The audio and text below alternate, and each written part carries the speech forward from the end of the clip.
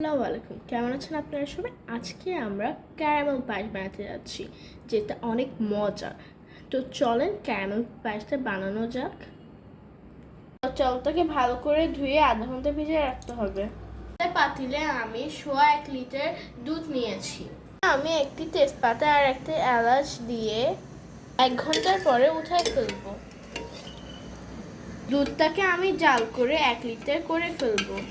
এবার আমরা একটা পাতিলে ক্যারামেল তৈরি করব। এটার জন্য লাগবে 1/3 কাপ চিনি।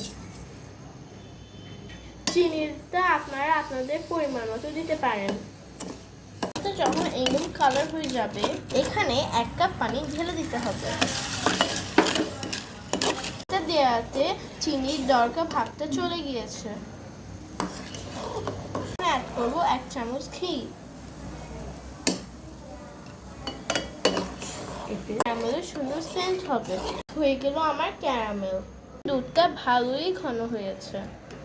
তেজপাতা আর এলাচি উঠাই ফেলবো। যারা আমার ভিডিও সাবস্ক্রাইব করেনি তারা আমার ভিডিও সাবস্ক্রাইব করে নেবেন। মানে আধা কাপের মতো পোলাও চাল দিয়ে দিব। চালটিকে একটু পরপর নাড়াবো, নিচে লেগে যেতে পারে। 5 মিনিট পর কেওড়া জল ঢেলে দিব। 1/3 কাপ গুঁড়া দুধ ঢেলে দিব। গুঁড়া দুধটা দিলে পায়েসটা আরো ঘন হবে। এরপরে ভালো করে নাড়াতে হবে যাতে সবকিছু মিশে যায়। যে ক্যারামেলটা রেডি করেছিলাম ওটা ঢেলে দিব।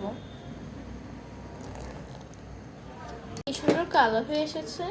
আমি বারবার বলছি যে যেরকম মিষ্টি খান সে সেরকম চিনি দিবেন। আর 5টা মিনিট পর আমরা চুলায় রেখে চুলা বন্ধ করে দিব। 5টা মিনিট চুলায় নাড়াচাড়া করার পর চুলা বন্ধ করে নিব। আমাদের পারফেক্ট ক্যারামেল পায়েস রেডি।